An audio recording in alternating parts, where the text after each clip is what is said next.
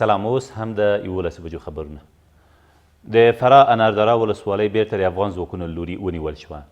د فراه د امنیه قومندانۍ ویاند وایي دغه ولسوالۍ څو ورځې مخکې د طالبانو له لوري نیول شوې وه چې بالاخره تېره شپه په ځانګړو عملیاتو کې د افغان ځواکونو لاسته ورغله او دمګړی وضعیت پکې ارامه دی. نوموړي په دې اړه چې آیا په دې عملیاتو کې چاته زیان اوښتی او که نه څه نه دي ویلي. د امریکا کانګرس د افغانستان د سولې لپاره د دغه هیواد د بهرنیو چارو وزارت ځانګړی استازی زلمی خلیزاد احضار کړ. د امریکا د کانګرس د بهرنیو اړیکو کمیټې مشر وایي ښاغلی خلیزاد د امریکا او طالبانو ترمنځ د خبرو د جزئیاتو د ورکړې لپاره باید راتلونکي پنجشنبه د دغې کمیټې په ښکاره ناسته کې حاضر شي.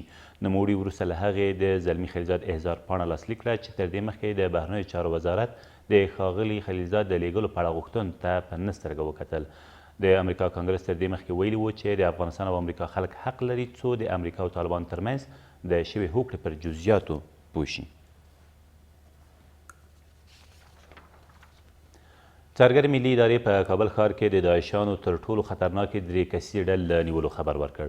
د دغې ادارې د خبرپاڼې له مخې دغه کسان چې محمد شریف، عبدالواحد او صابر نومیږي د کابل ښار په 9 خونړیو بریدونو کې فعاله ونډه درلوده چې بالاخره د کابل ښار له شاوخوا سیمو نیول شوي دي. د خبرپاڼې له مخې دغې ډلې د اختر پر ورځ پر ولسمشرۍ ماڼۍ او امریکا سفارت په توغندیزو بریدونو، په چارای قمبر کې په شویو ځانمرګو بریدونو، په شجرک سیمه کې پر خبریالانو په ځانمرګي برید، پر سردار محمد داود خان روغتون ځانمرګو ډله ییزو بریدونو او نورو ګڼو خونړیو پیښو کې لاس درلود. د ملي امنیت سلاکار د غزني له خواجه عمري ولسوالۍ د لیدنې پر مهال وویل هره ولسوالۍ چې له لوړ ګواښ سره مخ وي هلته سیمه ییزه اردو جوړیږي.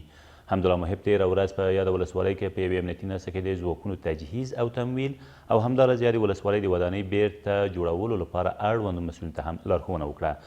دې سره سم ښاغلي محب د یادې ولسوالۍ له بېلابېلو اقشارو سره په کتنه کې وویل د افغانستان دښمنان باید پوه شي چې دغه هیواد خاوند لري او پردیو اجیرانو ته به اجازه ورنه کړي څو افغانستان خپلو بادرانو ته تسلیم کړي. د بغلان امنیتي مسؤلین وایي له 12 ورځو جګړو وروسته نن سهار د کابل بغلان، بغلان بلخ او بغلان کندوز لویې لارې ټرافیک پر مخ پرانیستل شوې. د بغلان امنیه قومندان نیاز محمد نیازمند وایي د یادو لارو د لا خوندیینې په موخه د افغان ګډو ځواکونو عملیات لا هم روان دي. د نوموړي په وینا د یادو لارو د خوندیینې په موخه د دې لارو په اوږدو کې د افغان ځواکونو نوې پوستې د جوړېدو په حال کې دي. او د میدان وردګو والي په دغه ولایت کې د بهرنیو ځواکونو له استازو یو ځل بیا وغوښتل چې د عملیاتو پر مهال د ولسي خلکو ژوند ته په جدي توګه پام وکړي. مظفر الدین یمین تېره ورځ د سید آباد ولسوالۍ د تنګي درې د وروستۍ پیښې د قربانیانو له کورنیو سره له غمشریکۍ سربیره په ډاګ کړه چې دا ډول پیښې د ولس او خلکو ترمنځ واټن زیاتوي. له دې سره سم په سویل ختیځ زون کې د بهرنیو ځواکونو لوی قمندان جنرال ټینګي په یاده پیښه کې د ولسي وګړو د وژل کېدو له امله بښنه وغوښته او زیاته کړه چې دغه پیښه په تېروتنې سره رامنځته شوې ده. په ورته وخت کې د 203 تندر قلو اردو قمندان خان الله شجاع وویل د بښنې معنا دا ده چې تر دې وروسته به دا ډول تېروتنې نه رامنځته کیږي. 15 شپې مخکې د سید آباد ولسوالۍ د تنګي درې په برهاني خیلو سیمه کې د بهرنیو ځواکونو په یو هوایي برید کې 2 ولسي وګړي وژل شوي وو. کله چې په تنګي کې هغه واقعه وشوه واقعیت خبره خو همداسې دی چې اصلا علت د بمباردمان د موږ ځای مخالفین شوي دي.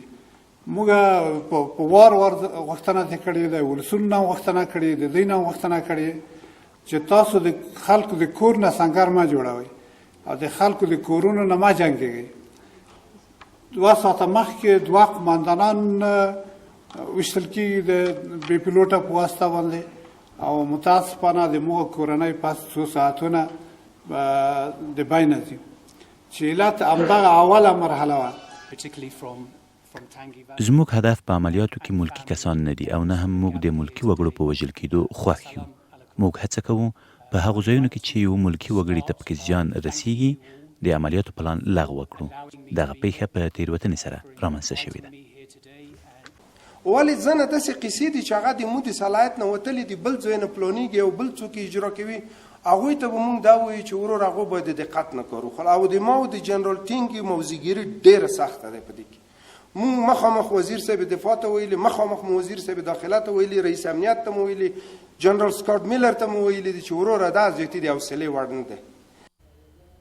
دا تر دې مهاله وروستي خبرونه، تر بیا مو الله امد.